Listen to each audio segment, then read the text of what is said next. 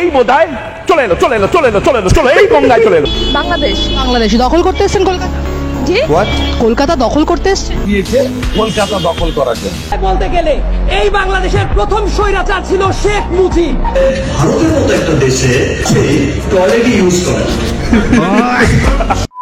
Hello everyone, প্রথমে আপনাদের একটা মজার নিউজ দেই। শেখ হাসিনা নাকি এখনো বাংলাদেশের প্রধানমন্ত্রী, সে নাকি ভারতে বেড়াইতে গেছে, আবার চলে আসবে বাড়িতে আমাদের ভারতীয় দাদাবাবুরা। যাই হোক, একটু পরে ভিডিওতে দেখতেই পাবেন, তবে আজকের ভিডিওটা বরাবরের মতোই অনেক বেশি মজার হবে। So let's start. বাপ রে বাপ, সোশ্যাল মিডিয়ায় ভাইরাল হয়ে গেছে এই ছবি। কি করছে সোশ্যাল মিডিয়ায়?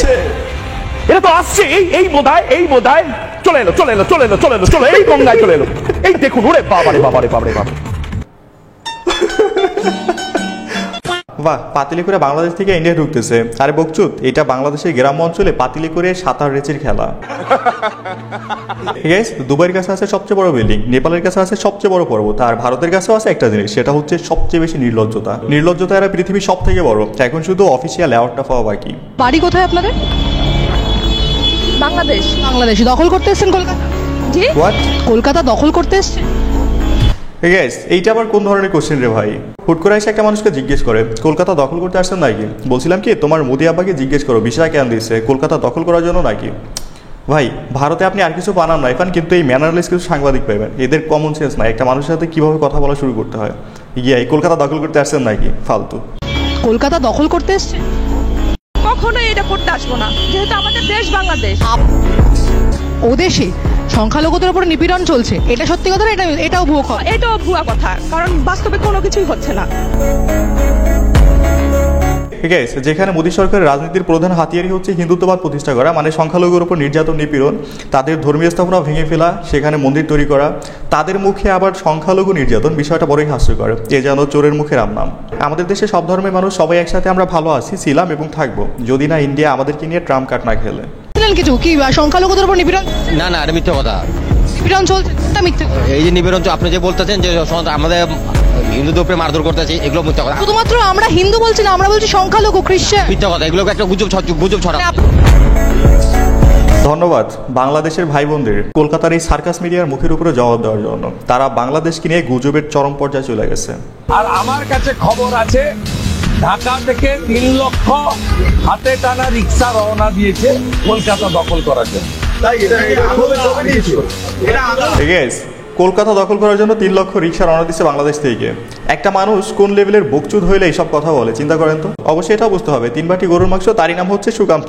আমি শিওর আজকে 6 বাটি মাইরা মাথা পুরোই গেছে, তাই এখন আউল ফাউল কথা বলা শুরু করছে। কলকাতা দখলে ঢাকা থেকে 3 লক্ষ রিক্সা রওনা দিচ্ছে। লে রিক্সাওয়ালা মামা।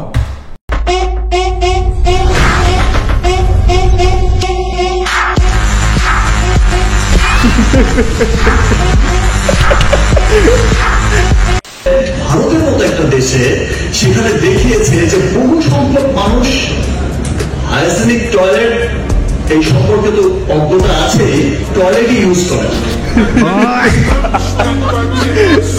ঠিক আছে, আমি প্রথম সাকিব খানের ফ্যান হয়ে গেলাম। আপনারা যে যাই বলেন না কেন, এই কথার জন্য আমি আজ থেকে সাকিবিয়ান হয়ে গেলাম।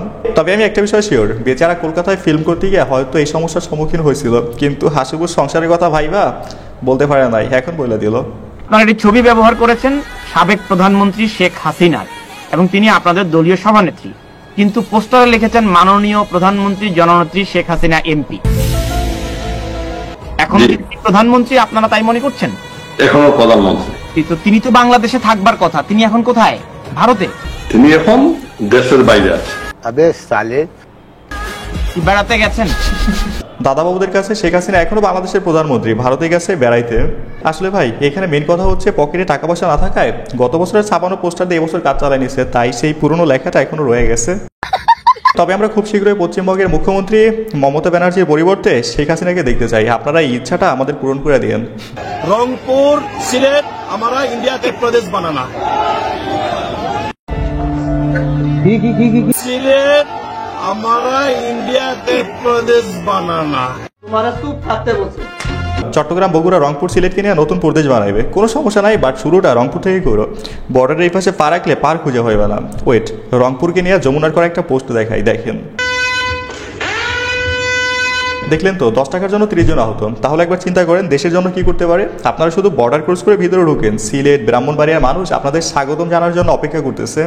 বাংলাদেশি দাদা না আসলে না কলকাতা সব ভুকা মরে যাবে একদম জিনিস আমি সচ্চা বলছি দাদা এক সকাল বেলা আসলাম একটা ভাড়া পাওয়া যাচ্ছে না যে অবস্থা দেখা যাচ্ছে বেশি দিন থাকবে না আর বেশি দিন থাকলে দেশ ধ্বংস হয়ে যাবে দেখলেন তো এটা আমাদের কথা না, দাদাবাবুদের নিজেদের মুখের কথা, এটাই বাস্তবতা। কিন্তু তারা এটা মানতে চায় না, তাও সোশ্যাল মিডিয়ায় এসে বড় বড় কথা বলে। কথা আছে না খালি কলসি বাজে বেশি, ঠিক তেমনই তাদের অবস্থা হয়েছে। এই দেশের তরুণ প্রজন্মকে একটা জিনিস ভুলিয়ে দেওয়া হয় ৭২ থেকে শুরু করে ১৯৭৫ সালের ইতিহাস, এবং খুবই স্পষ্ট ভাষায় বলতে গেলে এই বাংলাদেশের প্রথম স্বৈরাচার ছিল শেখ মুজিব।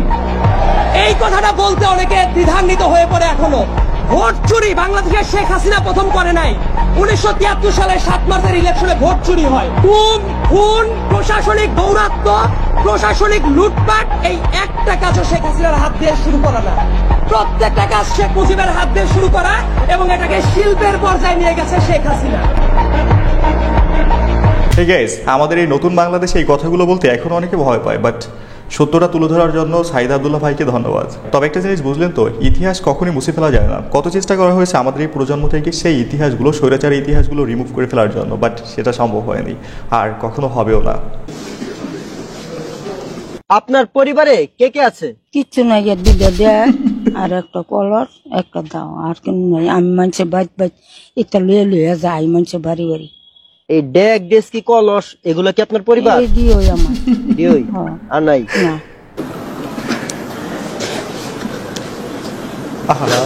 এই গাইস, এটা ছিল আপার জীবনের শেষ অভিনীত নাটক। প্রাচীন বাংলাদেশে প্রতিদিন আপার এই নাটক দেখতে দেখতে আমরা অভ্যস্ত হয়ে গেছিলাম। এখন তাকে খুব মিস করি। তার নতুন কোনো নাটক রিলিজ হচ্ছে না, অনেক দিন হয়। তুমি কে আমি কে, তুমি কে আমি কে। এই গাইস, আপনারা এখানে কে কি দেখতেছেন জানি না, তবে আমি শুধু দেখতেছি মেয়েটার হাসি। মেয়েটাকে দেখে যতটুকু মনে হয় সে উপজাতি সম্প্রদায়ের। তুমি কি আমি কে বাঙালি এই স্লোগান শুনে মনে মনে ভাবতেছে আমারও বাঙালি বানাই দিল, এটা ভাইবে হাসতেছে। ভারতের মিডিয়ার এমন কাণ্ডজ্ঞানহীন কর্মকাণ্ডের রীতিমতো বিরক্ত তারা। ভারতীয় টেলিভিশনের দিকে তাকালে যে কেউ বলবে এটি কোনো যাত্রাপালার মঞ্চ।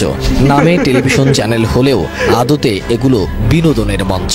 ভারতীয় এই টেলিভিশনগুলোর সংবাদ উপস্থাপনের বাচনভঙ্গি কিংবা বলার ধরন দেখলে মনে হয় কোনো ব্যক্তি টেলিভিশনের পর্দায় এসে মলম বিক্রি করছে।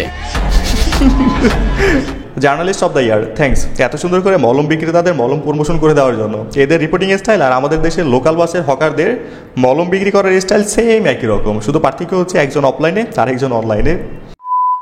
রাজধানীর বসুন্ধরা পান্থপথ এলাকায় একজনকে পাওয়া গেল দীর্ঘক্ষণ ধরে ভিক্ষা করতে, তবে ক্যামেরার উপস্থিতিতে প্রতিক্রিয়া অন্য।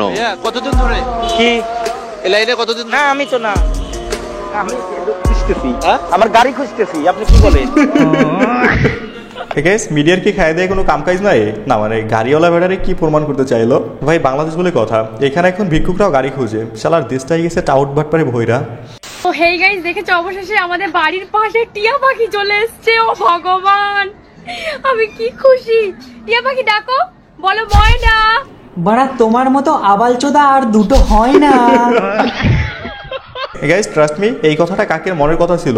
কাক যদি কথা বলতে পারতো না তাহলে এটাই বলতো। হ্যাঁ, খাওয়া দাও। বিসমিল্লাহ। আধা গ্লাস করেন, আধা গ্লাস। আর কেন বেশি খায় না, ইলাবে খাইতে খাইবে কি? না না, খাইতে পারবো। আরে সবই তো খাইলেতেছে। এই গাইস, ভাই আমার একজন সফল রেমিটেন্স যোদ্ধা। ভাইয়ের পরিবার জীবন সফল হইলো। আপনি খাওয়া দেন, আপনি খাওয়া দেন। মারিয়ারে ইয়ারে দুটো। আরে নাকে যেটা দিছে এটা লেগে খাইতে পারে। আরে মামলে বছরের পর বছর প্রবাসে কষ্ট করার পর যদি এমন একটা রিওয়ার্ড পাওয়া যায় তাহলে সব কষ্ট ভুলে যাওয়া যায়, কি তাই না? তবে যাই হোক, প্রত্যেকটা সিঙ্গেল প্রবাসী ভাইয়ের জন্য শুভকামনা। আপনারা এখানে মন দিয়ে কাজ করেন, আপনাদের জন্য দেশে এমন সুন্দর সুন্দর রিওয়ার্ড ওয়েট করতেছে। হায় হায়। স্ত্রী কিংবা প্রিয়জনকে কোলে তোলার প্রতিযোগিতা, যেখানে যে যতক্ষণ বেশি সময় কোলে রাখতে পারবেন তিনি জয়ী হবেন। আর বিজয়ীর জন্য অপেক্ষা করছিল দারুণ পুরস্কার, অর্থাৎ যিনি সবচেয়ে বেশি সময় তার প্রিয়জনকে কোলে রাখতে পারবেন তিনি পাবেন একটি চকচকে নতুন গাড়ি। আর এমন আকর্ষণীয় পুরস্কার পেতে প্রতিযোগিতায় অংশ নেন প্রায় 250 যুবক। ক্লান্ত হয়ে কেউ পানি পান করেন, আবার কেউ কেউ পাশ থেকে বাতাস দিচ্ছেন, তবুও কোলে রেখেছেন প্রিয়জনকে। শুধু পুরস্কার নয়, এভাবে প্রিয়জনকে কোলে নিয়ে দাঁড়িয়ে থেকে 245 জন পুরুষ করেছেন বিশ্ব রেকর্ড। আজ একটা প্রিয়জন নাই বলে কোনো রেকর্ডই ভাঙতে পারছি না। এই যে প্রিয়, শুনছো, তুমি কাছে থাকলে আজ তো এই গাড়িটা আমাদের হইতো। আর কত এমন সুযোগ হাতছাড়া করবো। নেক্সট ইয়ারে তোমাকে নিয়ে এই মাঠে আমি থাকতে চাই। আর আপনারাও কার কার ইচ্ছা আছে আমার কম্পিটিটর হবেন কমেন্টে জানাতে পারেন। বউ ছাড়া জীবনটাই বিঠারে যুবক ভাইরা আমার। শীতকালে যার বউ নাই তার আসলে কিছুই নাই যুবক ভাইরা। এবারে শীতকাল তোমাদেরকে একটা স্লোগান তুলতে হবে, আব্বা আমাকে বিয়ে না দিলে আমাকে কম্বল দিয়ে কোনো লাভ হবে না যুবক ভাইরা। এই শীতে একমাত্র বউ দিয়ে আমার শীত দূর হবে, ঠিক কিনা বলে? একদম ঠিক। এই শীতে কম্বল দিয়ে কোনো লাভ নাই। বউয়ের শরীরের উষ্ণতা না পেলে শীত কাটতো না। আসলে এই শীতে যার একটা বউ নাই তার কিচ্ছু নাই। এই যে আপনাকে বলছি, এই শীতে একটা বউ লাগবে নাকি কমেন্টে জানান। তুমি কি হতে চাও? অদ্ভুত, বড় হয়ে বোকা হলে তোমাকে তো সবাই শিখিয়ে যাবে বাবা। আমি তো কাউকে ঠকাবো না।